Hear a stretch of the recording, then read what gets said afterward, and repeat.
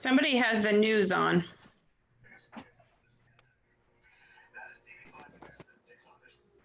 Probably Dwayne. No, not me. Not you? Not tonight. Huh. You know me too well, Karen.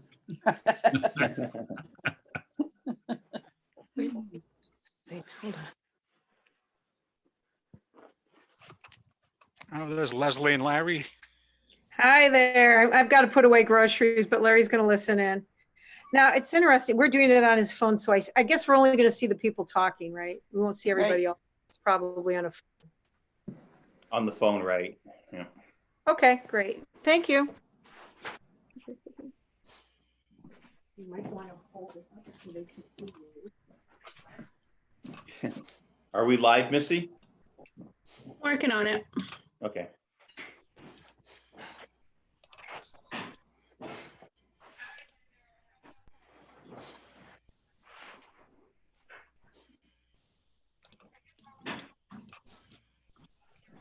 It's up on YouTube, Missy. Okay.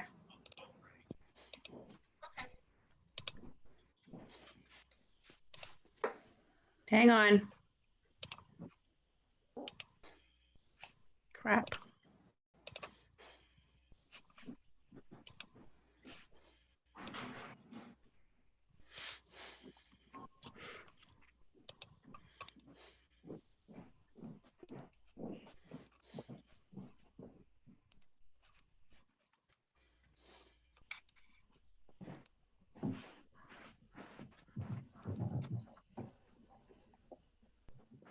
Okay, I think we're ready. All right. So, Larry, if you want to raise your flag, we can stand for the pledge. All right. I pledge allegiance to the flag of the United United States States of of America, to the republic, And to the republic, Stand it stands one nation, nation, under God, indivisible, indivisible, with liberty and justice justice for all. for all. It's hard to get synced up to do that with everybody in a different house. Yeah, it is. Maybe in the future, Mark, we could just get one person to do it. That's a good idea. Alternate it through. Good idea, Larry. Hopefully in the Thank you. future, we won't have to do this anymore. Yeah. That would be nice. That is very nice. So it is 6:30. I will open up the April 28th Bradley Town Council meeting. It looks like all councilors are present virtually, as well as our town manager, Melissa Doan. So the virtual meeting, again, is happening by Zoom and Facebook Live. There's a chat option functionality that should be open to anybody who is out there listening or watching to post any questions or comments that you have, but we'll also have a citizens request section as part of the meeting as usual as well. So I think the first thing we have on our agenda, Missy, is Mr. Mark Gallagher. Yes, so Mark Gallagher is present via Zoom. If you want to unmute Mark. Are you muted? There you go. And so you can see all of our town council members. We have Mark Ketch, who is our town council chair, and Larry Wade, Charlie Clemens, Karen Richards, Dwayne Lugden, and Dean Bennett. You've met Dean, you've met with him, with myself. He's our code enforcement officer. And also with us tonight is our fire chief, Eric Gifford. So I'm gonna I guess, Mark, if it's okay with you, just open up the meeting for him. And anytime you wanna make your screen shareable, Mark, to do your presentation, you should be able to do that. Okay. Thanks a lot, Melissa. And thanks everyone for making some time for me tonight. I'll just share my screen. Can everyone hear me okay? Yes. Yes. Okay, great. I'll just share my screen for the presentation, which I think you've all have a copy of, but are you guys seeing my screen okay? Yes. Okay, Yeah, perfect. So yeah, thanks very much. I just wanted to give you an introduction to the what we're calling the Bradley Solar Project. So just to, the agenda, I just wanted to give you a brief overview about our company. I think it's important that you know who you're dealing with and who you're talking with. We'll look briefly at why solar, why you would consider solar in your township. I'll go into a bit more detail on the project that we're proposing itself, and then time at the end for questions. But if anybody's got any questions as we go through, please feel free to jump in and ask. So yeah, so EDF, so we're EDF Renewables, which is part of the EDF group. As you can see, the EDF group, with 70 plus years of experience in electricity generation, 154,000 employees across the world, 31.5 million clients. We're the renewables division of EDF, so we mainly focus on wind and solar, but we also have some biomass projects. And we operate out in 22 countries. We've just over 3,500 employees. And then obviously I work for EDF Renewables North America. So we've developed 16 gigawatts or 16,000 megawatts of projects. We also operate and maintain 11,000 megawatts of wind and solar projects. We have about 26,000 megawatts in our pipeline, and 35 years of experience, and just over 1,000 employees in North America. So our company is split up into sort of three main groups. So there's got the grid scale power, which is kind of larger projects. So those are the projects that we connect to the transmission lines. So the larger sort of 70 plus kilovolt lines. Those projects would be sort of upwards of 20 megawatts. We have distributed solutions. So that's the sort of smaller projects that would be rooftop, kind of, up to 5-10 megawatts. We do them for municipalities, kind of on site for various companies. And then you have sort of asset optimization. So we would manage not only our own projects, but we also manage the projects of other developers. So we operate and maintain the projects for the life of the project, which would be anywhere between sort of 20 and 30 years. And we do everything from cradle to grave, as they say. So from start to finish, we originate the project, we develop the project. We'll try and find a transaction for the energy. We'll manage the construction of the project, and then ultimately, which I think is it's probably different to a lot of other developers out there, is that we don't just sort of build and flip the project. We stay on. So whatever sort of promises we make, and we're there to stand by and sort of deliver on them. So we're in the community for the life of the project, which I think is an important distinction. So we're located all across the sort of US, Canada, and Mexico. As you can see, the grid scale power, we've got offices, West Coast to East Coast. Asset optimization, the same, and our distributed solutions, we probably the closest offices are, we get some in New Hampshire and Vermont. So like I said, we're pretty active across all of North America. These are all the states and provinces where we're active. So you'll see the blue is wind, orange is solar, green is wind and solar. We're also doing some offshore wind, and now storage is becoming quite a big part of all of the renewable energy. So one of the main criticisms of renewable energy was, well, you can't generate, when the sun doesn't shine or the wind doesn't blow, what do you do? So storage is becoming a huge piece of the renewable energy game. That's rapidly taken off. So this is just a snapshot of what we did last year. So you can see on the left, those are the larger projects. So we did projects in Minnesota, Texas, Idaho, Ontario, California, North Carolina, and there was a mixture of wind and solar. And then on the right, those are smaller projects. So you'll see the megawatts. That's the sort of the size of the project. Mostly solar on this distributed scale. There's not a lot of small wind projects, but you can see that's a combined almost 1,000 megawatts of projects that we did last year. Probably the closest there, we have some in Vermont. Yeah, we did 3 projects in Vermont last year. So in the projects we did last year, this is sort of what it equates to. So it equates to 238,000 homes, 1 million or close to 2 million avoided metric tons of carbon dioxide, which is the equivalent of sort of taking 387,500 vehicles off the road. So any questions on the company at that point, or shall I just continue? Please. Yep. No, we're good. Okay. Because one quick question back on the chart that you said you did something at the San Diego Zoo, and the technology was storage. So storage is basically batteries. So it's basically, they probably already have some solar panels installed. Okay. So it's just battery storage, so that because in California there's so much solar that there's actually an overproduction of solar around midday, where there's more energy being produced than is actually being used. The duck curve, it's called. So if you can store that energy for sale later on, you can make that work. Okay, thank you. No problem. So why solar? So the benefits of solar, sort of, three main ones: economic, environmental, and community. So this is just sort of standard 100 megawatt solar project. So it's around 20,000 homes that could be powered.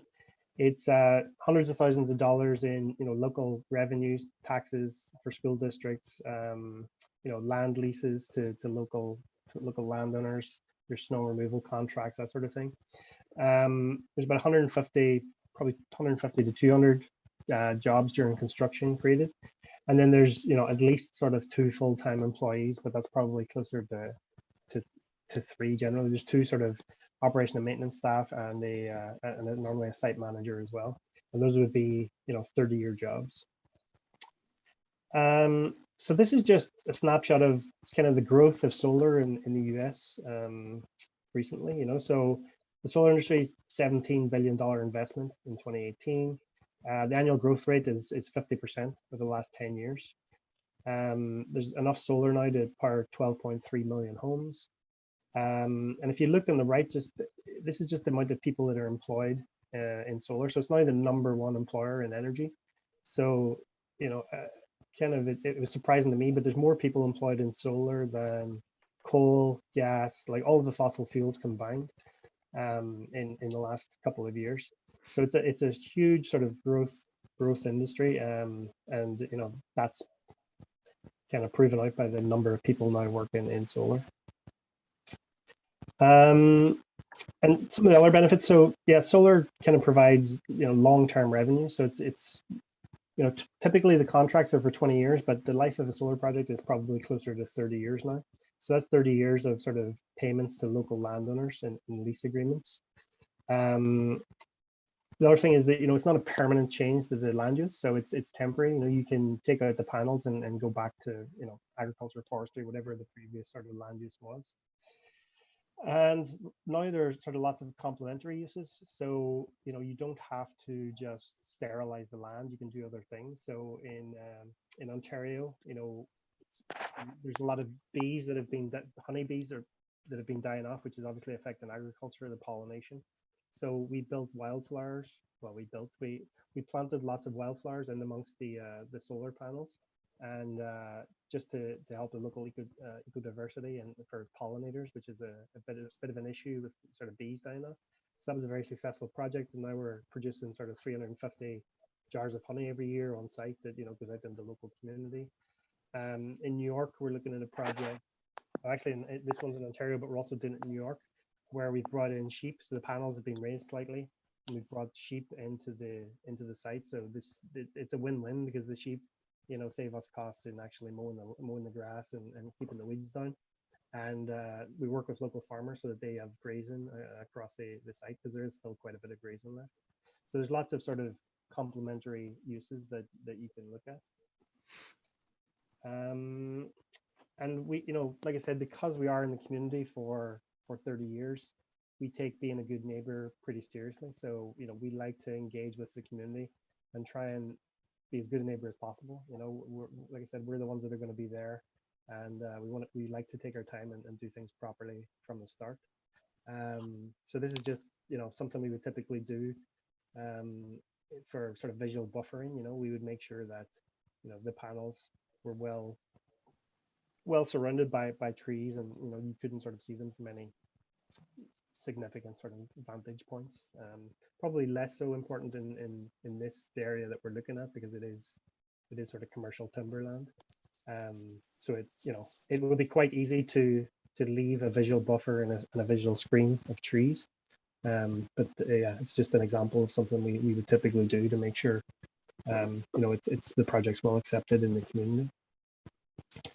And this is just a typical solar project timeline. So, there's probably a year of sort of feasibility and signing up of the land. Then there's typically, 2 to 4 years of permitting and interconnections, and there's a lot of environmental field studies, and you have to go through all the local and sort of state permits. Then construction takes about a year normally. And then the operation and maintenance, like I said, is probably 35 years. And then just some health and safety. Again, that's probably one of our top priorities. So, there's no fossil fuels that are generated in the making of the electricity. There's no mining or fracking required. There's no air pollution, no ground pollution. There's no emissions or odors from solar panels. There's no water consumption or discharge from the panels. The PV panels are designed to meet strict electrical safety standards. We'll certainly sit down with the fire chief as well and make sure that we have our emergency response plan and everything worked out with local EMS. But the panels, there's no moving parts. Yeah, like I said, we have staff on site, every day. So, any issues can be detected relatively quickly. And then the PV panels are typically fenced off to ensure sort of the health and safety of the workers, but also of the local community. So the actual project itself, so this is being driven by the main PUC. So the main Public Utilities Commission have an RPS where they require, you sort of can see it there in 2019, the state legislated that 14% of the total retail sales in 2018 would have to be renewables or non-emission. So that sort of equates, and they're going to do that in two tranches. So the first tranche is the one that we're trying to get ready for now. That has to be contracted by basically the end of the year. I think it's December 31st, so the end of this year. And then tranche 2 has to be launched by January 15th of next year. So the first tranche, we believe, is, if it all goes to solar, it'll be 582 megawatts of solar thereabouts. If it all goes to wind, it'll be 225 megawatts of wind. We think it's probably going to be a mix, but we think it's probably going to be more solar than wind, just simply because most of the wind is, upstate, and there's a lot of transmission issues. So our feeling is that probably most of it will be solar. And then tranche 2 is a bit smaller, so around 400 megawatts if it's all solar, and that will probably kick off later this year, or it has to be kicked off by January next year. So the bids are due for this first tranche on May 11th. So we would basically, price it up, submit it to the main PUC. We think it's going to be pretty competitive. They'll evaluate all of the bids, and then they'll award, contracts for the sale of electricity.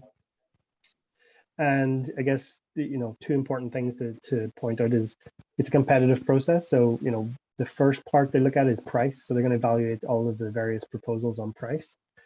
So that's 70% of the weighting of the evaluation. 30% is going to be based on in-state benefits. So, how much value is coming to the state of Maine, whether that be jobs, construction, basically dollars spent in the state of Maine, both during construction and the long time life of the project. So that's important. There's not all RFPs have that, but certainly this one, it's weighted quite heavily that the in-state benefits will be measured. So just a bit more about the project itself. So we're just in the feasibility stage. We're doing grid studies. We're doing some environmental studies. We're doing consultations. This is our first formal presentation to the town. There's still a lot of work to do. It's probably 3 years away from happening, but there's still a lot of work that has to happen. The technology is going to be, like I said, solar. So it's photovoltaic or PV, which basically just converts sunlight to electricity. The size is up to 150 megawatts. So we've done a lot of studies, and there's two grid lines that sort of pass through the area. There's a 345 kV line, and the yellow and the blue line, those are existing transmission lines in the area. So we're evaluating both of those lines to see, which would be the most feasible to connect to. But we think the size of the project is around 150 megawatts, probably a bit smaller than that, but that would be the max. The land, we have about 1,000 acres already signed up under lease, and we're in discussions with the other sort of landowners in that general area. Environmental, so we've done an initial sort of environmental feasibility study with TRC, and they didn't identify any sort of significant or major obstacles to developing in this area. Obviously, we'll still have to do a lot of sort of wetlands and birds and bats and noise, and we'll have to do all of the local studies to make sure the impacts are minimal. Like I said, the commercial operation date, we hope to be online by December 31st, 2023. That's our sort of internal deadline for being up and running. Estimated investment, around 100 million, something of that magnitude. And then the local benefits. So, there's going to be lease payments to landowners. There's going to be, taxes or a TIF agreement, whatever we, move forward on that. There's going to be local employment for construction workers. There's going to be long-term employment for operation and maintenance people. Just a general diversification, a new technology and a new industry in the area. There's going to be ongoing sort of local contracts in snow removal and weed control and maintenance of the roads and everything else. So there's a lot of sort of local benefits. And then just the next steps. So the first step for us is to submit the project into the PUC, and that's due May 11th. So we're trying to get all of our costs together to submit the competitive price into the PUC, and hopefully we win a contract. We're going to continue to sign the land and the leases and easements in the area that may or may not be required.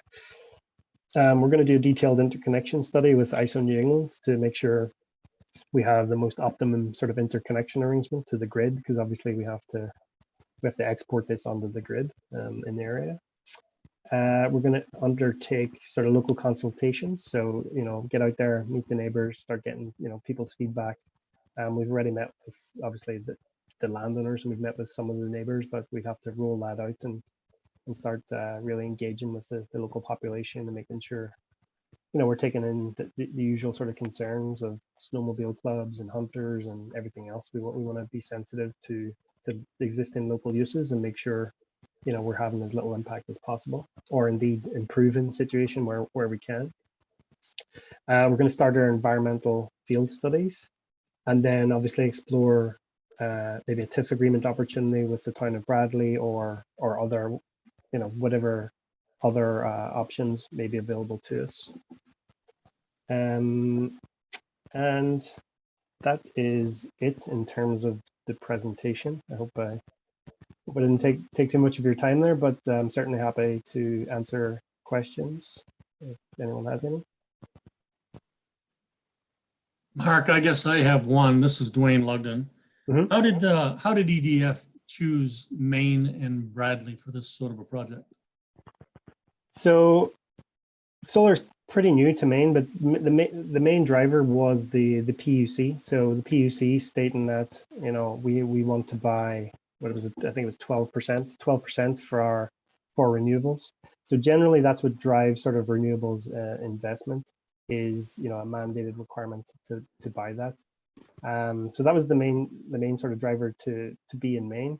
And then after that, it's sort of interconnection capacity. So where could you, because we're on the grid scale power side, so we're looking at the big projects. There's EDF distribution that are probably looking at a few smaller projects around the state of Maine as well, but we have to connect to the larger transmission lines. So it's a function of transmission lines with capacity and a large enough available area to do a project. Yeah, those are the two main ones. Are you competing with any other companies for this generation? Yeah, it's going to be pretty competitive. There are projects all over the state. We're going to be competing with the wind projects up north. We're going to be competing with lots of other solar projects. It's going to be pretty competitive. and the price of solar has just come down year on year on year. So, you know, it's going to be tight. The margins are going to be tight. So, you know, that's what we're trying to do right now. We're trying to figure that out and be as competitive as possible. Thank you. Hi, Mark. This is Mark, Mark Ketch. Back to the project background slide where you have the map. Is the outlined area in red the area you're looking to put the panels? That's a sort of general project boundary that we're studying. Yeah. The sort of yellowish area within that red is basically where we think you could put panels. The darker green is what, from GIS, we believe that to be sort of wet or wetlands. But we won't know until we get in there and do detailed studies. But yeah, the red boundary is kind of, you know, the rough outline. So we probably need 1,000 acres within that, roughly. So yeah, the parcel in the bottom left corner is already signed, and we're in discussions with, I guess, the other landowners. Yeah. Mark, I have a question. For 100 megawatt solar, how many panels would you be talking about, and how much acreage for a 100 megawatt project? So the panels, individual panels, is something like 430,000. It's a crazy number. But in terms of acreage, it's probably, for 100 megawatts, probably like 700 acres, around that. For each 100 megawatts, is that what you're saying? Yeah. So if we're doing around, I think this is going to be around 120 megawatts. So we may need 800 acres, roughly, maybe 800 acres. And one other question I had, that how do sheep and wildflowers coexist? Well, yeah. I think you have to back a horse on that one. You have to pick a lane.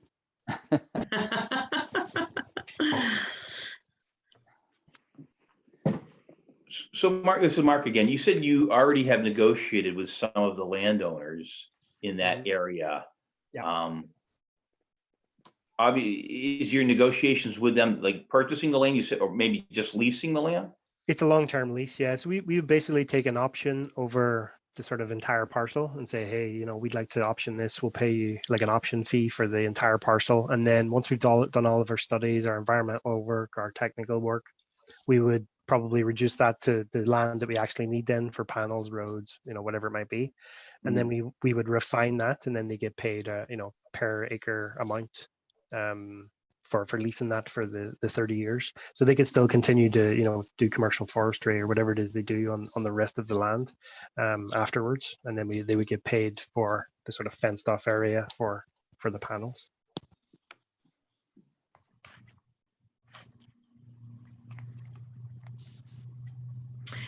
I'm just going to have Dean talk a little bit about the land use portion of a potential project. Sure, thank you.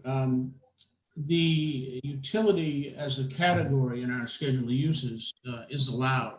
It's a permitted use in this area. Permitted use subject to approval of a site plan review by the local planning board. That review process would be would include a public hearing for input from the public, and it would include a number of criteria that would need to be met. And Mark is well aware of these types of things. We've reviewed it. I've reviewed it with him. But like as you see the map we're looking at now, that dark green area, much of that is wetland. Some of it is resource protection district. You know, there'll be some exercises that he'll need to do, mostly for state permits, you know, let alone Bradley. But most of the state permits will have to be obtained, and it will be as part of his application to the town of Bradley. So Bradley would be the last stop, if you will, in the permitting process. He'd have to get his state approvals and so forth, and then those would be part of the Bradley application. So we'd have a public hearing, and we'd have a site plan review process, which to review this under. The criteria is quite straightforward. Very similar to the state criteria is there's going to be questions of the impacts on environment, archaeological, historic sites, you know, those types of very common criteria that most everything has to follow, has to meet, or prove there isn't any. One or the other, wildlife, habitats, and so on and so forth. kind of interesting. The project is that once it's, you pick it up and leave it, you've got the raw land back in its place. That's kind of unique. In that we don't see that a lot, when the building gets built, then things become permanent, impervious surfaces, parking areas, those types of things go down. That tends to go. Whereas this, fast forward 30 years or 20 years, pick up and move it, and everything is the way it was, which is kind of unique. But yeah, it's a straightforward site plan review application. We've got sufficient criteria in our land use ordinance to address anything that might come up. Given that the state permits would be obtained prior to a local approval. Might have any questions, or by all means. Would local approval, Dean, include like a town referendum? Or just planning board or planning board? That's right, it'd be planning board approval. The land use ordinance is adequately structured to address this.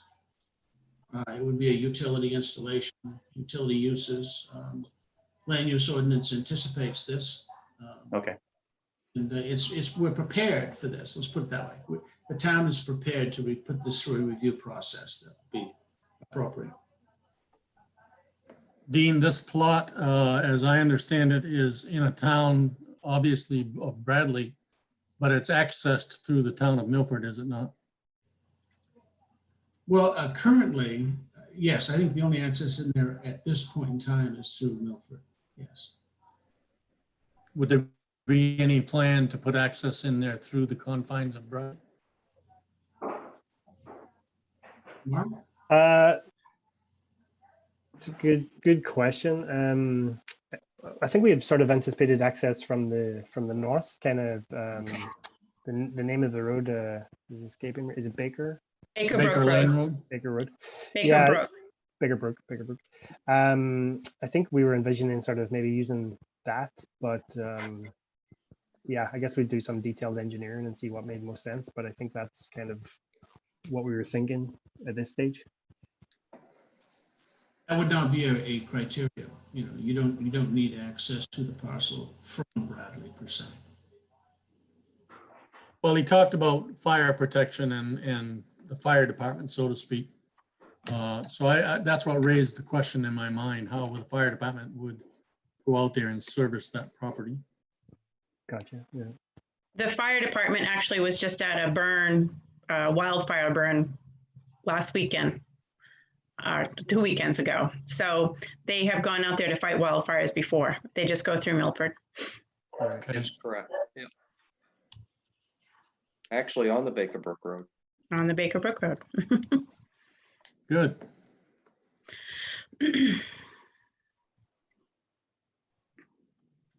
A question about the TIF agreement opportunity with the town of Bradley. Any idea what that would look like for 120 megawatt installation? We're trying to sort of figure that out. I mean, I think it's certainly in the hundreds of thousands of dollars, but that's something we want to look at. It's if we're competing with other projects that have kind of lower rates than we have, that could be a challenge. So we just want to negotiate that with you. And we're not here to say, we're not trying to use that as a stick or a lever or anything. Like, we've already committed to being in your township. It's not like we're not here to say, hey, if you don't give us a good TIF agreement, we're going to go next door. Like, that's not our game plan. We're here. We've selected this location. We just want to have as fair agreement as possible that's negotiated out and kind of makes sense and still allows us to be competitive and win a contract. We're certainly not there to try and use it to drive a wedge between two municipalities or anything like that. That's not our style. It's just something let's try and figure out that makes sense for both parties.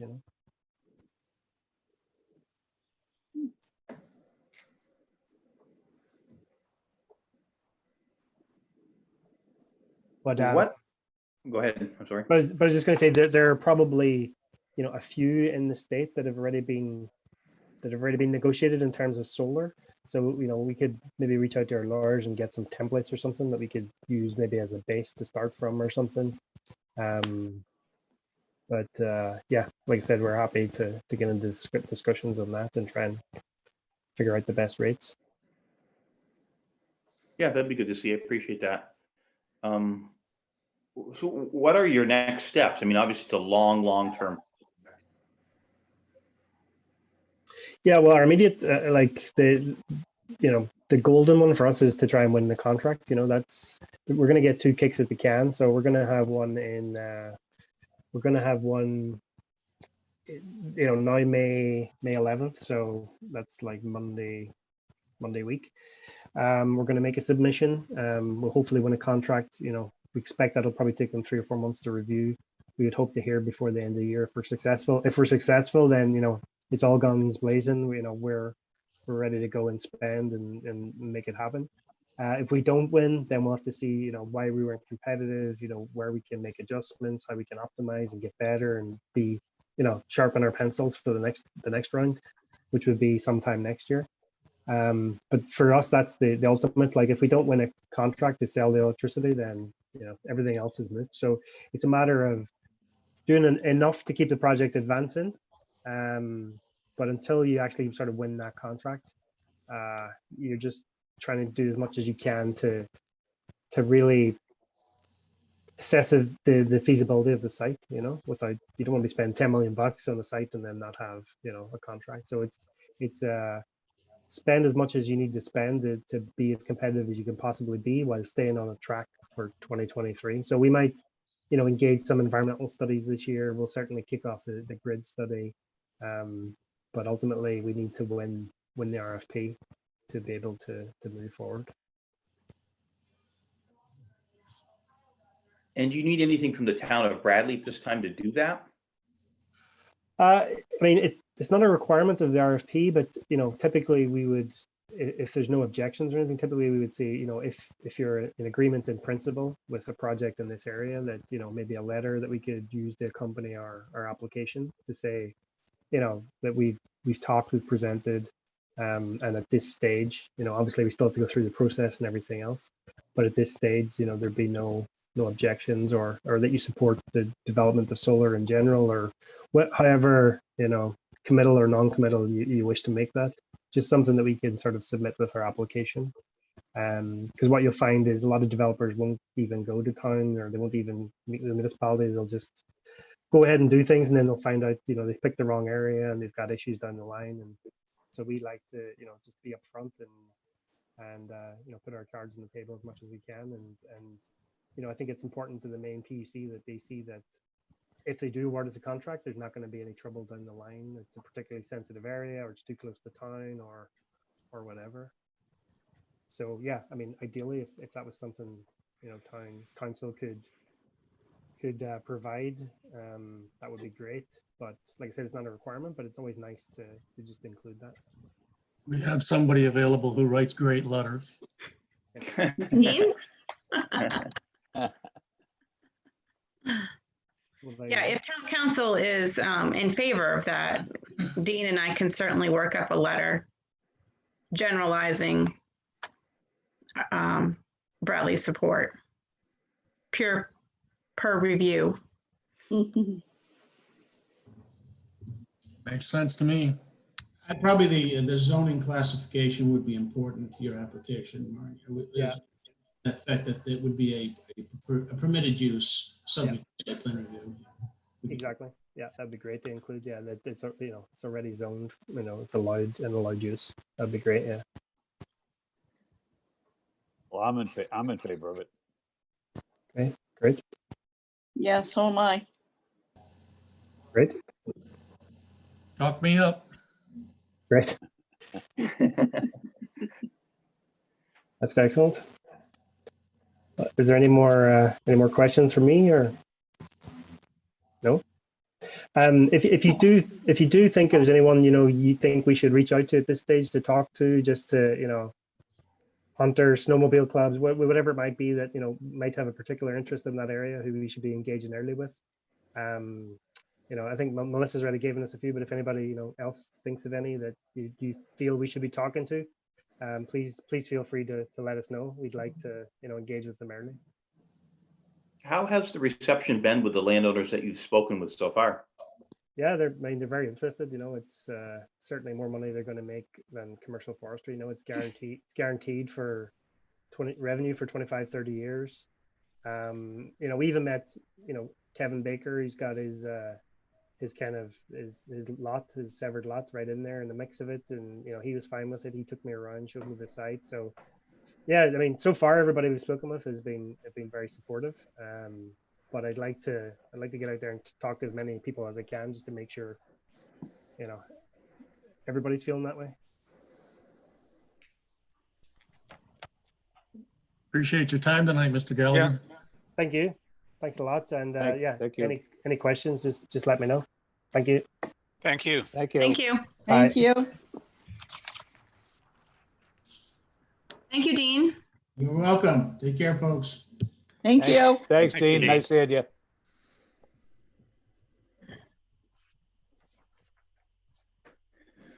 All set to move forward, Missy? I am. Okay. Obviously, we'll probably maybe have some more conversations about that, but we'll jump to number 4 real quick. And I will make a motion to accept the April 12th, 2020 Town Council meetings as presented or would discuss changes. I would second that. Motion's been made and seconded about the last meeting's minutes. Any questions or comments? Yeah, I think the actual meeting date was the 14th. It does say the 12th on the agenda, but the meeting date was the 14th. You're right. Yeah. That's correct. And just one thing on page 2, Missy, not that it's a big deal, but in the bottom of the first paragraph, it says, most will be requesting that CEO Dean Bennett and possibly the planning board members join the meeting. So Okay. to each his own, but you want them to join. It would have been funny if the meeting had been on April 20th. But yes, I will never change that. Any other questions or comments on the meetings from last meeting? If not, we'll vote. Larry, Aye. Dwayne, Aye. Karen, Aye. Charlie, Aye. Marks and I. Number 5 is citizens' requests or comments, and I know we have it down below further as well, as people may be posting questions or comments as we go through the meeting, but any current citizens' requests or comments at this time?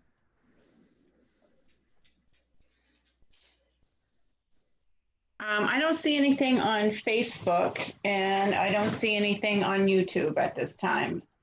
And I also put it at the end of the meeting tonight too. There's another agenda item kind of reminding us to kind of do another follow-up. Okay. So we'll jump to number 6 then, manager's report. Okay, I provided you with an updated municipal election calendar.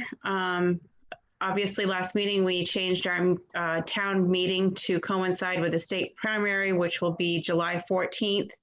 And so our absentee ballots by law need to be ready 30 days before the meeting, which would fall on June 12th because of the weekend. I'm sure you've heard, you know, the state and towns are really going to be pushing for absentee voting to try to, you know, keep our social distancing and keep our ballot clerks safe.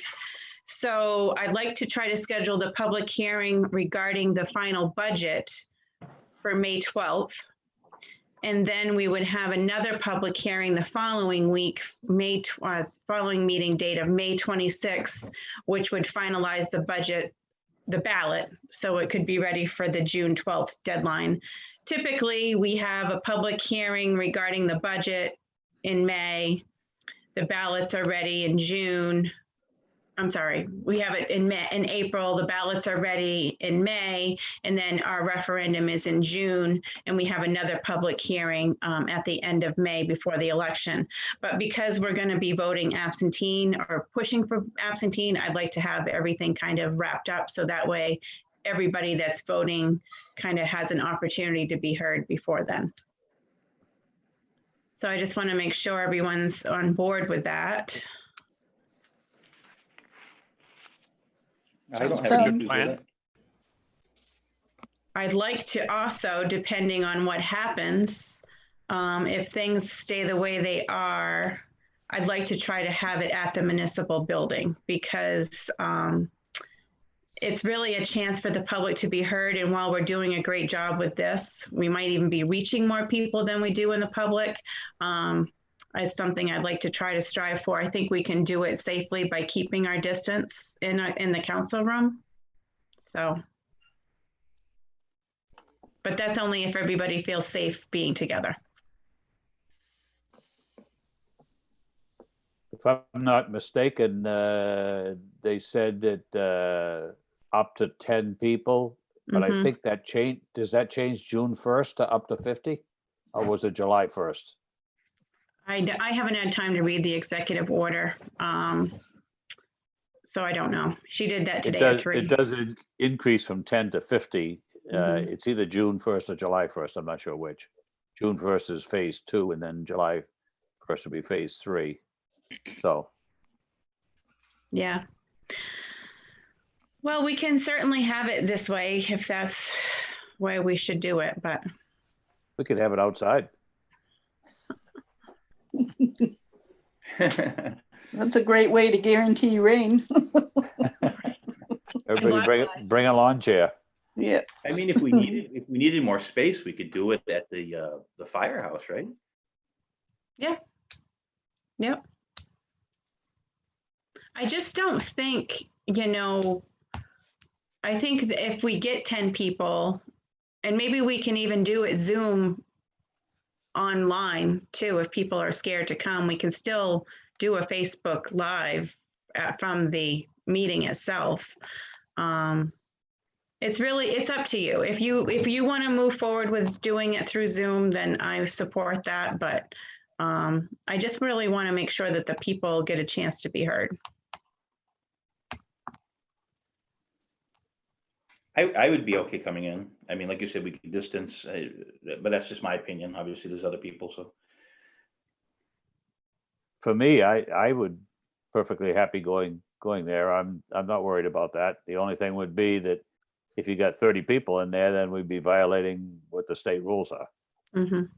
That's the only thing that you would not. If you have it open to the public and you don't know who's coming, how would you ever know how many are going to be there? Yeah. What's the Cycle 'em in, historic? right? What's the historical turnout average? 0. 0, yeah. I don't think we had anybody last year. Well, I guess, there is a chance that there could be more than 10 people there. We'll have 6 of us for sure, right? So we only have 4 for the public. So perhaps we should move forward with a Zoom meeting. Or, I mean, again, to your point, Missy, I mean, if we open up the town office, I'd be willing to come in. And that would allow more constituents to come in. And if other people on the council would rather do it from the Zoom, Facebook Live piece, they could do that as well. We wouldn't all have to be there, right? If we keep the Zoom, Facebook, YouTube Live portion going as well. Not that me being there means anything, but. Yeah. As I missed the think about gavel. it- Kim doesn't have a hammer you can use. I guess to be consistent and to be within the regulations, we probably should consider the Zoom because we wouldn't want to break any regulations that have been established. So I guess we should move forward with just a Zoom public hearing. That's probably a good decision. So we'll schedule that for the 12th. I have advertised it with the Penobscot Times, and then I will advertise the next one for the 26th to be the final ballot that we will present to the voters. And people can present questions or comments in writing or email before the meeting, right? That we could address during the meeting. Absolutely. Yep. Okay.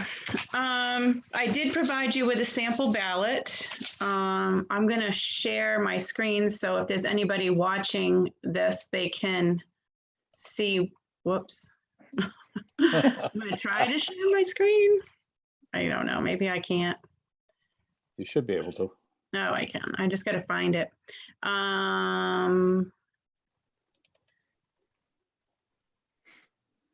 Just so the people can see that if anybody's watching this, they can see what we're looking at. And here it comes. So yeah, this is our sample ballot for the July 14th meeting as it is right now. We obviously can change that. The first article is just our expenditure article, whether the town can, the voters will approve you spending that $1,269,652 for the municipal budget. The second article is for the revenue, whether you'll be able to collect estimated revenues of $599,000, transfer carryovers of $104,000, and then tax commitment from property taxes for the municipal budget, the $566,000. Article 3 is a special revenue article that's on every ballot asking if we should apply for grants that weren't expected in the budget that would authorize us to apply and expend any grant funds that would we receive. And then the article number 4 is asking the voters if we could take up to $70,000 from the undesignated fund balance to help reduce the property tax commitment. So in the last year, we've talked about adding to the ballot, asking the voters to remove up to $20,000 from the undesignated fund balance to purchase an electronic sign. And then we've also talked about asking the voters to remove up to $20,000 to do improvements to the Main Street School Street area. I didn't put those on the ballot because I didn't know if it was the right time to ask for more funds coming out of undesignated fund balance. The $70,000 that we're going to request is due to the COVID-19 pandemic and the fact that state of Maine revenue sharing will be decreasing because of lack of revenue coming to the state of Maine. And that's the $70,000 that I took off of that revenue line item, and hope that in the next year, our state economy will start recovering, more revenues will come into the state, and the 3.5% that we're slated to get from state revenue sharing in 2021 will equal at least $170,000. So I guess my question is the ballot. Let's look at it, make sure that's appropriate, and talk about the 2 items that we've talked about in the past. I would propose that we go with the electronic sign, which would have been immensely helpful during this period of time with this COVID lockdown, and with, you know, just announcements to the general public about when they could submit ideas for the budget or look at the budget. And it's just so helpful to people to be able to see that. However, the other 20,000 for the Main Street School Street, I would just as soon defer that until we do something maybe with the ballparks in that area and combine those 2 at that time. But for now, I don't think we should do anything with that. I would agree with that. How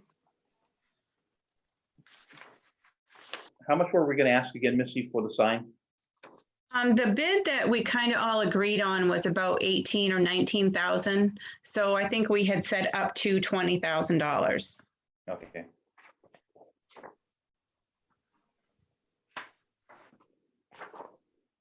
Larry, were you going to make it in the form of a motion? I would certainly be happy to make that in the form of a motion, so that we ask the voters to approve $20,000 that we can put towards an e-sign. It would be a benefit to everybody in the community. I would second it. Motion's been made and seconded to add a article about the e-sign. Any questions or comments on the motion on the table? And that would be coming out of the undesignated funds again, Missy? Yes. If no questions or comments, we will vote. Larry, Aye. Wayne, Aye. Karen, Aye. Charlie, Aye. Mark's and I. Okay. Another just real quick informational. I'm sorry, Marcy, just one other question about the articles. Yeah. Back to the special revenue or number 4. Should there be any verbiage in there as to why we're asking for the 70,000? Because of the drop that we are expecting, or we've been told that we're going to receive from municipal revenue sharing due to COVID-19? Sure. We could do an explanation. Yep. I can get that. I could do an explanation on the sign also. We've done that before in articles.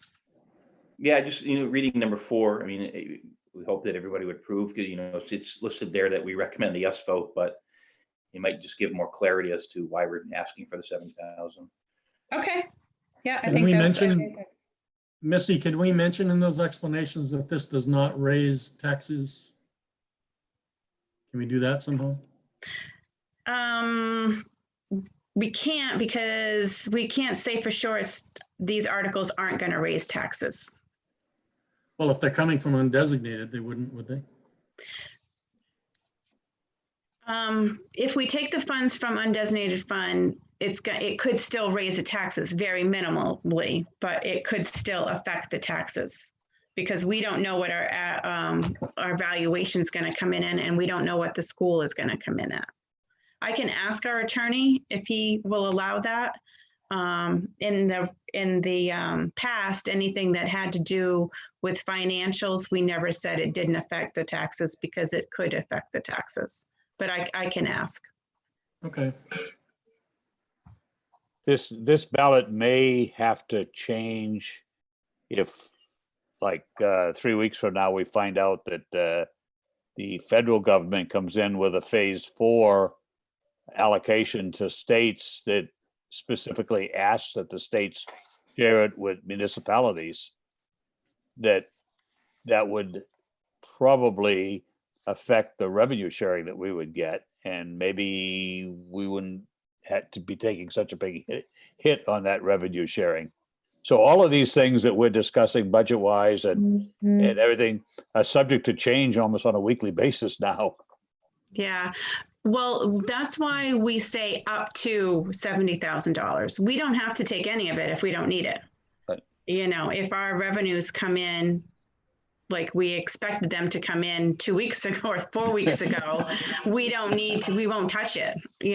Obviously we've given them the expenditure amount, the 1.2 million, and that's what we can expend. And once we set the tax rate, we can't spend any more than what they've approved. I see. Okay, that's fine. So I guess that being said, Missy, looking back at the articles, so estimated revenues 599, transfer from reserve, that's our carryover, raised from property taxes to 566, that equals the 1269652 in Article 1.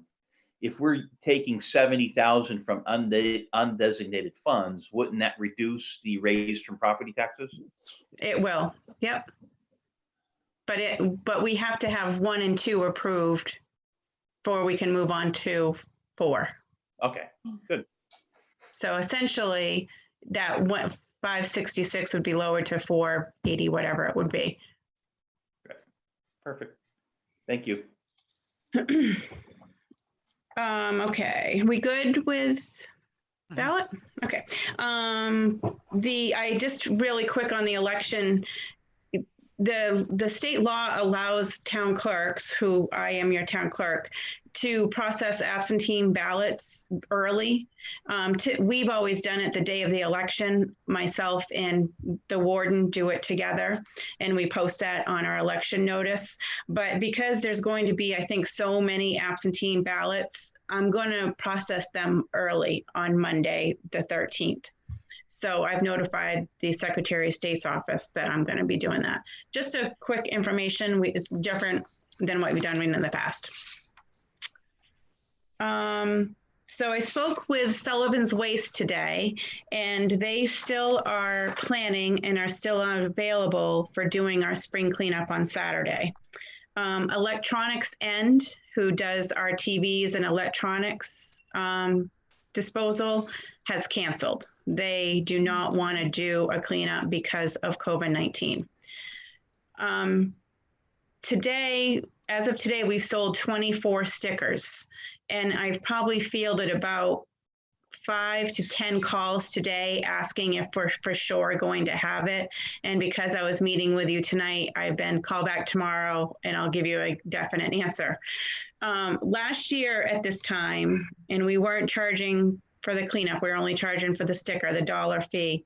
We sold 166 tickets. And last fall, when we started charging the 15, we sold 91 tickets. So their count is obviously really lower than it has been in the past, considering it's like 3 days away, 4 days away. And I just wanted to know if we want to move forward with this spring cleanup now or wait until the fall to have a cleanup. What does Sullivan's charge us? Would they? It's included in our contract. Okay. So maybe if we cancel it or postpone it to the fall, maybe we have a 2-day, or maybe we have it sometime during the summer. I don't really know. Maybe June. I don't even know. I don't know. I don't know if our sales are down because we're not open to the public. We've been taking calls over the phone, doing debit cards. People can send in a check and they can, give us our address and we mail it out that same day. So I don't know for sure why the sticker count is so low. It could be that, I was going to say, it could be that people just haven't accumulated so much crap over the past year. They got rid of it last year and the year before. So usually we dispose of about 7 to 8 ton a week in our weekly trash pickup. We're up to like 10 or 11 because people are cleaning their closets and, what else you going to do, right? So maybe they are getting rid of more stuff in their household trash. I don't know, but we definitely have noticed a difference in our tonnage weekly. So I can't remember. Did we advertise or did we put out there in a previous meeting that people could pay at the site at the day of the cleanup? We have just put it on Facebook, our website, just trying to, as much as we could, kind of get out there. If we had an electronic sign. Yeah, that's right. Yeah, I didn't know if people were saying, hey, I have stuff to dump, but I'm just going to pay when I get there, so I don't have to call and pay ahead of time. Do you have any sense, Melissa, how many people are anxiously waiting? No, I mean, we've fielded, like I said, 5 to 10 calls today. Last week we were taking, selling them.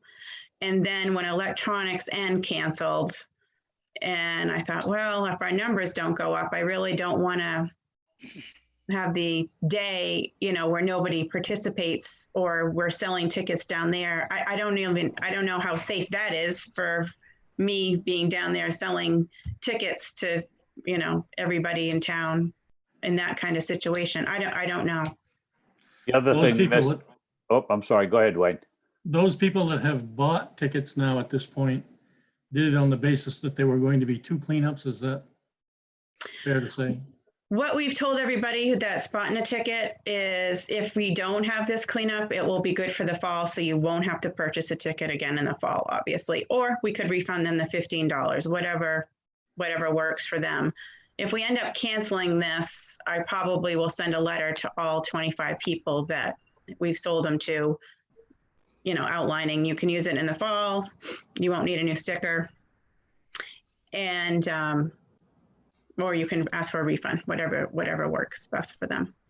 I'm fine either way, whatever the consensus of the council is. One thing that we ought to take into account is the fact that the weather Thursday, Friday, and Saturday is all rain the whole time, and that area is kind of low and kind of muddy, and I don't know whether people will want to pull in there and try to turn around.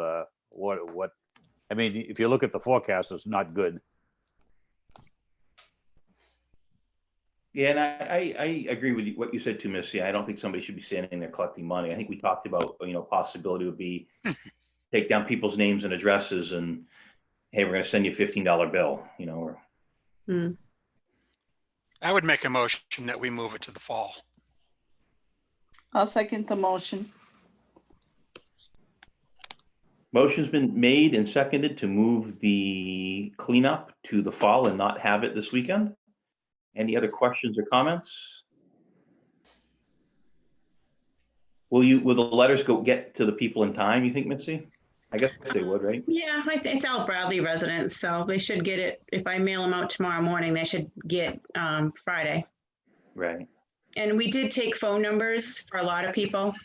We've tried to start doing that at the end of the week after electronics end called. So we can actually call a lot of people too. Okay. Any other questions or comments on the motion? If not, we'll vote. Larry? Aye. Dwayne? Aye. Karen? Aye. Charlie? Aye. Mark said aye. Okay, just to follow up on that,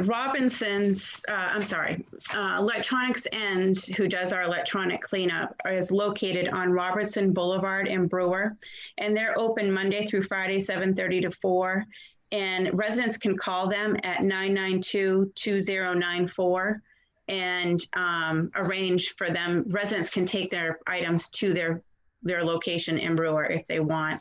They ask that residents call them because there might be fees for some items. She didn't really tell me what specifically, but I'll post that with the notice too, but that we send out. Good. Okay. So I hadn't heard from the governor until today, and I started last week talking to Terry and Cindy about kind of structuring for opening back up to the public. I know that the governor has extended, from what I'm hearing, the stay at home and, non-essential businesses are opening on a limited basis. But I've talked to Terry and Cindy, and we would like to try to go back to opening back up to the public starting on May 5th, which is next Tuesday. And I'm kind of proposing that Terry will work 2 days and Cindy will work 2 days. And our hours will be 8 in the morning until 4 o'clock in the afternoon, because that way they only have to work an 8-hour day rather than the typical 10-hour day that we have every other during normal operation. And then if residents need to meet before that or after that, then I can work with them to kind of make an appointment. But Terry, myself, and Cindy feel that if we wait on one customer at a time in the lobby, only one customer allowed in the lobby, with our new petition and some sanitization, we have some wipes. I'm trying to find hand sanitizer more, but I'm not having any luck. But that we can safely try to reopen to the public. So we'd like to kind of know what your thoughts are on that. BJ's had sanitizer today. Who? BJ's. If anybody goes to any store and finds hand sanitizer, just buy it. I didn't even buy any because I had some, so.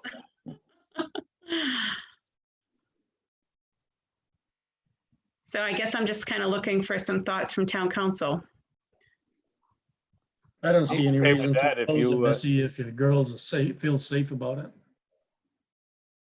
I think that between you and your workers there, that you should be able to come up with whatever you want to do about, signage or maybe a tape on the floor to say, wait here until the Yeah. office is clear or stuff like that.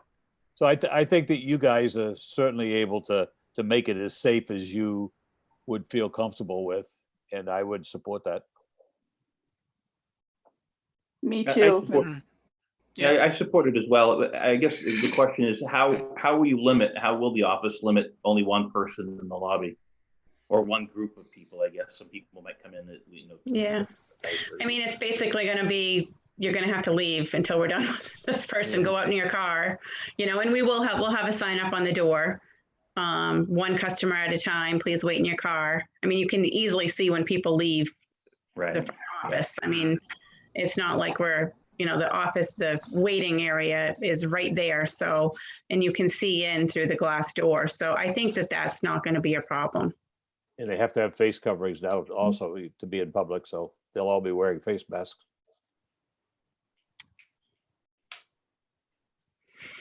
Okay. Then the next item I have is Councillor Wade had emailed us last week about suggesting that we might be eligible for the Paycheck Protection Program. And I looked into that, and municipalities are not eligible for that program. That program is available to small businesses, nonprofits, veteran organizations, and business of tribal concerns. So we're not eligible for any of that funds. If an employee requests emergency sick leave because of COVID-19, they are eligible for 80 hours of paid sick time, and the town of Bradley can get reimbursement for that 80 hours through employment tax credits. So right now, that's the only thing that's available to us for loss, is if an employee was to ask for a leave act because of COVID-19. I had a long chat yesterday with Carol Woodcock, who, as you probably know, is one of Susan Collins's office staff. Mhm. And she said that they're getting a lot of feedback from people that they need to really do more for the states and for the cities and municipalities. Mhm. And that the next federal funding would be known as Phase 4. That's the same one that Pelosi wants to make everything a absentee ballot type of write-in ballot. So, Mhm. but anyway, there would probably be some wording in that the money would go to the state, but it would be to help cities and municipalities that have expended money due to the COVID-19 pandemic, and that might be some help there. So it was encouraging anyway. They're talking about it. What I'd like to see is them, because we haven't had a lot of expenditures. I mean, obviously the pay for non-working, but I've been tracking that, and it's pretty minimal. But I'd like to see them make up for the loss that we're going to have for revenue, like revenue sharing, because, the state's not taking in any revenue, so we're not getting any of that. That's where I'd like to see some money come in. The state's getting a ton of money, but I don't think they're going to give it to the cities No. and the towns. So that's all I have for my manager's report. Any questions or comments on the manager's report? If not, we will jump to number 7, new business. Any new business from you, Missy? I don't have any new business. Any new business from the council? Do we want to talk about the presentation we had earlier? I would be in favor of the town of Bradley writing a letter of support for the ongoing bid that they will be putting into the PUC between Missy and Dean. I'm sorry, Larry, I didn't catch that. Was that a motion?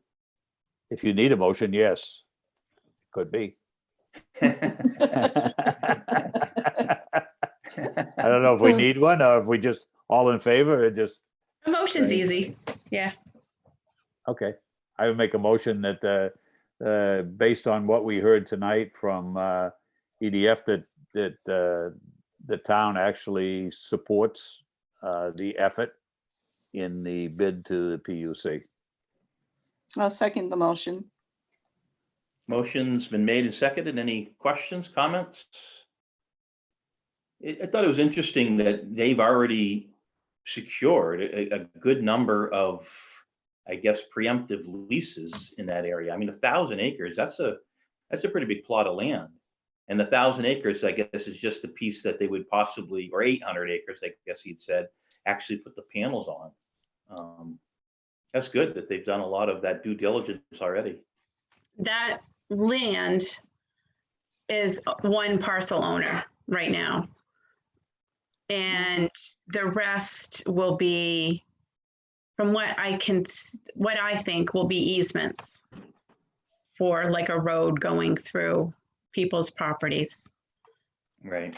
And then connectivity to the transmission line, which would be an easement.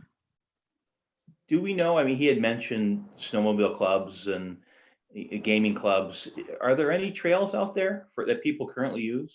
I'll let Eric answer that. He has a camp out by there. I shot a big buck back there.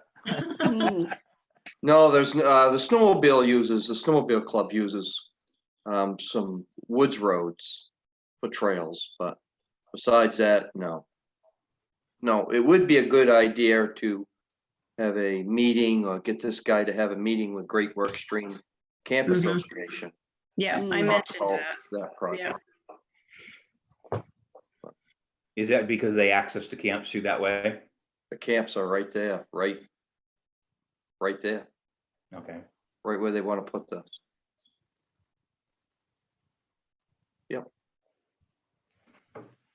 I think when he talked to, I mean, when we write the letter, he talked about an agreement in principle, not that we, we're diving into this, but agreement in principle, and we support solar in general. We may want to word the letter that we send along. Yeah. And as Dean said, that it meets all of our land use regulations already. So, I mean, that's a good thing.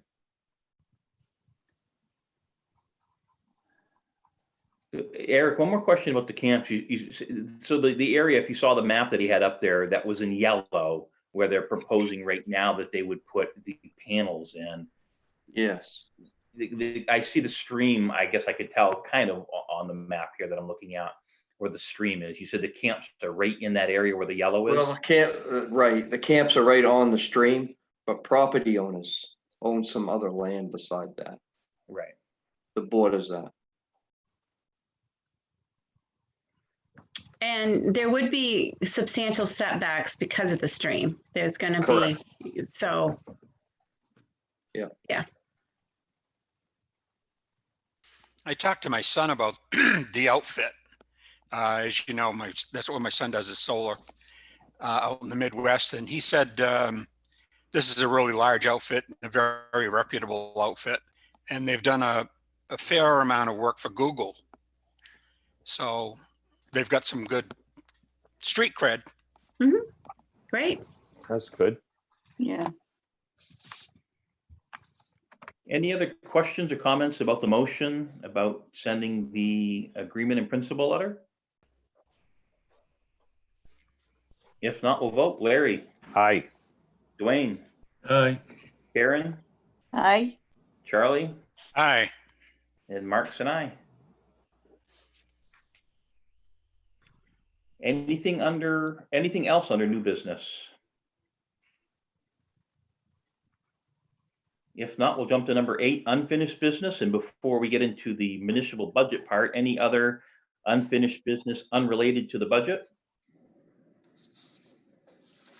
I just wanted to, I'm sorry, just touch up on the email that you had requested that I contact David Walker, the superintendent for RSU 34. And I just forwarded that email to you. It just generally stated that they didn't have any specific details on the budget yet. They're kind of waiting to see what the state is going to do for subsidies. And he noted that because one of the comments was that we were hoping there'd be significant savings because of the closure, but he stated that the direction from the governor, and the executive order was that all staff and contracts were to continue to be paid. So there hasn't been a tremendous amount of savings thus far. I had heard that they're doing a lot of the maintenance projects and everything that they wanted to do, and like the athletic budget is one thing that really wasn't used at all, and but they are going to use it up at all these other projects. So Oh, Do we have guidance that the state election is going to happen also on is it the 14th? yes. yes, it is. It Yeah, is, that okay. was, yeah. I think that's set in stone now. That's One good. thing, Missy, on the news today, they were saying that they were having a problem finding ballot clerks, especially in the Bangor area.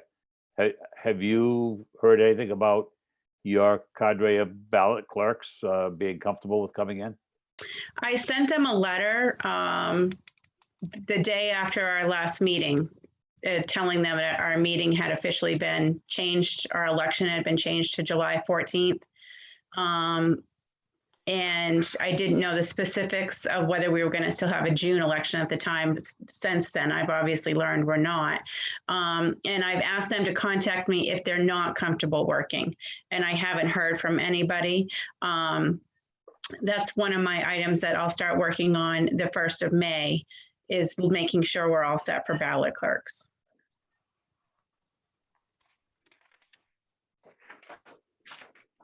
Any other unfinished business, non-budget related?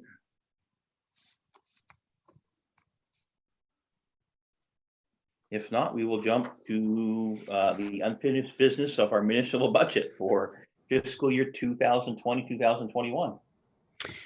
I had sent you on Friday the budget summary, which hadn't changed. Eric today gave me some carry forwards, and I haven't had a chance to look over them and talk to him specifically. I know he's on here tonight, but I think, you know, by the next meeting, he and I will have that all kind of worked out and present to you our final budget. And I don't think it's going to change much. He has carry forwards of $4,000, so there won't be much of a difference. Missy, on your budget summary you sent, I think the first line should be 2020, 2021, not Yeah. 2019. Yeah, I will fix that, but funny, we haven't noticed that since the beginning of January. But yes, I'll change that when we do our final.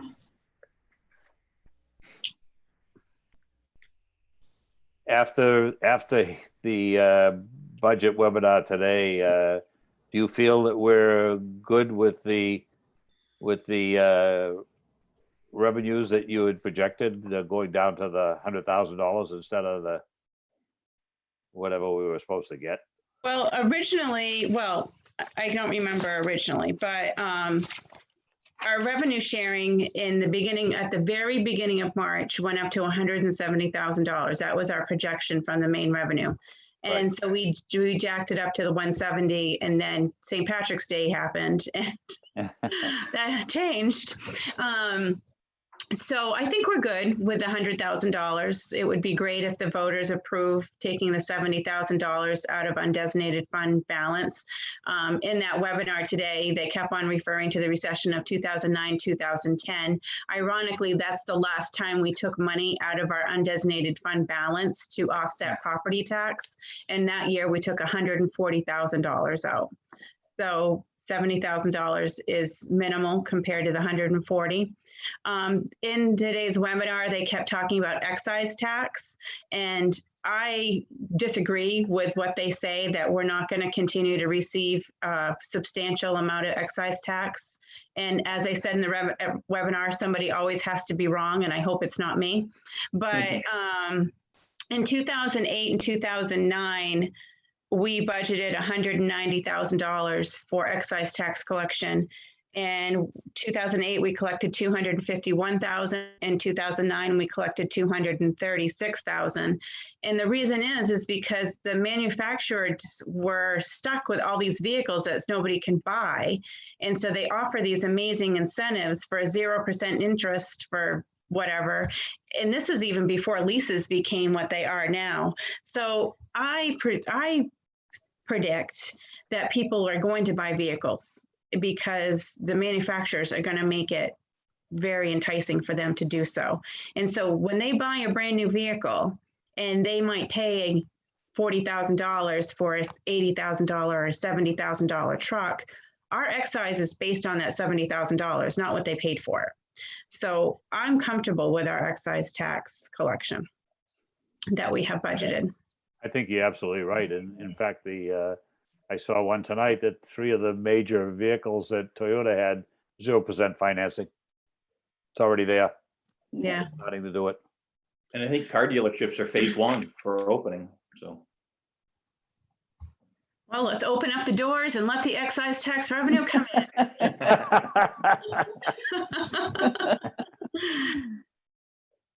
Before we leave budgetary concerns and unfinished business, we've been talking about doing something with our healthcare plan for the last 2 or 3 meetings, and I think we've finally driven it to the ground where I feel pretty comfortable in presenting a motion tonight. So I will make that motion now to add a new line item to the 2020 to 2021 fiscal budget and all future budgets thereafter unless revoked or otherwise modified by town council action.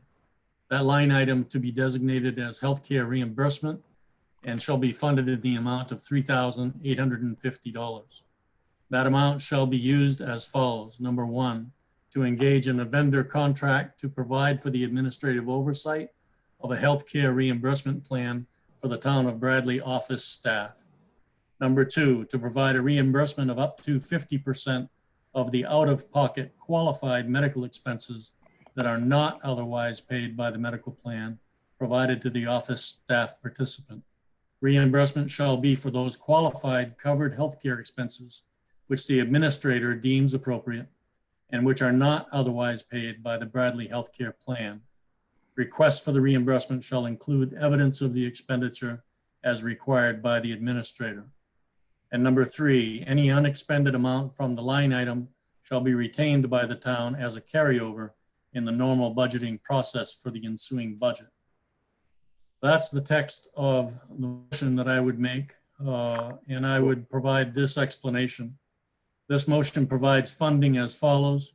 It provides a reimbursement to Melissa on her health care deductible and out-of-pocket expenses of $750 per year.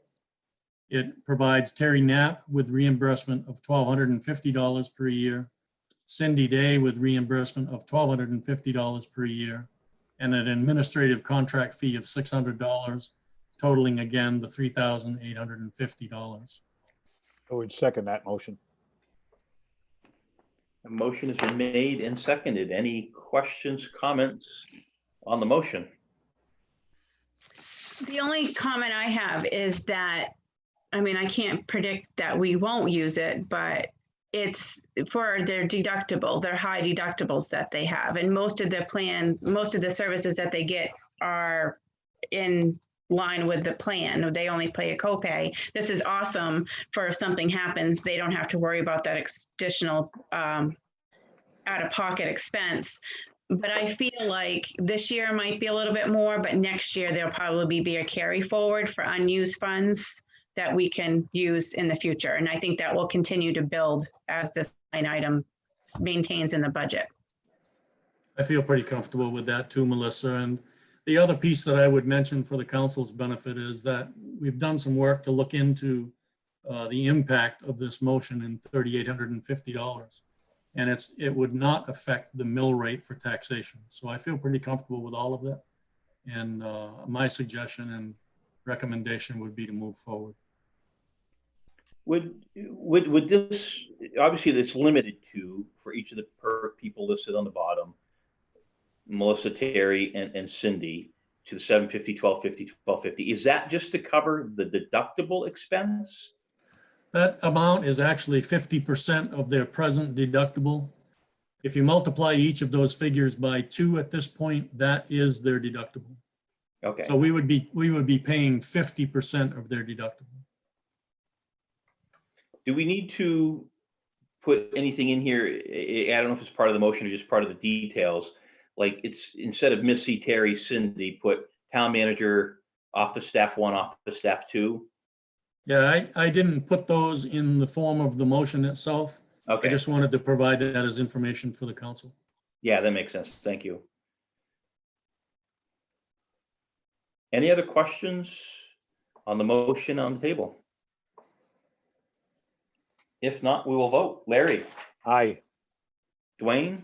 Aye. Karen, Aye. Charlie, Aye. Mark is an aye. I think we should have a vote of thanks to Dwayne for all the research he's done and for Missy emailing back and forth and for putting this whole thing together. I think it really is something that was needed, and I really am pleased that Dwayne brought it up. Thank you, Thanks, Dwayne. Larry. It was a I great think it's- idea, and then a lot of research and analysis went into it. I appreciate it as well. Ditto. It's been my ditto. pleasure to work with Missy on this thing. It's been troublesome trying to drive it to the ground, but I think we finally did it, and it couldn't have been done without Missy's help. So I think that goes to Missy as well. Thank you both. Thank you. Yep. Anything else budget related? Because our next meeting will be the public hearing, right? For the budget piece? Right, we can still change it, Right. that meeting. That's our, you'll have your public meeting. We'll go through our agenda, and under unfinished business is where you'll vote on what was presented at the public hearing. Right. So we're still obviously over the budget cap on the current budget that we have in front of us today. And for us to, I guess, when we meet next, it was a certain percentage of the councilors would have to vote to approve that over? A majority vote. Majority vote. Yeah. Anything else on the budget for this evening? If not, this will, with the adjustment that we just talked about, will get made. I guess any carryovers that you just said, Missy, that Eric has will get added to the change, and that is what will get posted to public for the hearing for the next meeting. Yep. I have one question before we go. Is there a date when we would hear back about the grant you applied for a fire truck? We haven't heard any information on that at all. So there was no date. No. There must have been a final submittal date, but not. If I remember right, Eric, March 31st? Yeah, it was March 31st. Yeah, Yeah, that was the Um, final date. yeah. And I think we submitted a couple days before that. So when we got the brush truck award, that was midsummer. Yes, it was. So it could take another couple months. Oh, Yeah. Yeah, 6 months, probably. Wow. I got a question for you, Eric. Have you received more calls for like fires because people are outside doing Not fire really. It's been, burning brush? as far as wildland fires, it's been pretty calm. We've only had a couple, so Good. it's been pretty good. Anything else on the budget? If not, I'll move to number 9, and I'll make a motion to accept municipal warrant number 73 in the amount of $6,271, and municipal warrant number 74 in the amount of $8,339.04. Second. Motion's been made and seconded. Any questions, comments on the warrants that Missy had sent out earlier today? If not, we'll vote. Larry, Aye. Wayne, Aye. Karen, Aye. Charlie, Aye. and Mark's and I. So the next meeting is set, May 12th. I don't have a calendar here. I guess that's 2 weeks from today, right? It is. Okay, same place. We decided on that. We're going to do another virtual meeting, same time. So if you cannot make it, please let the other counselors in the town office know. And we'll jump to the second, number 11, which is a citizen request and comment check to see if there's anything out there that came in during the meeting, Missy. I will look. I haven't received any comments on Zoom. And nothing on town council on Facebook. Good.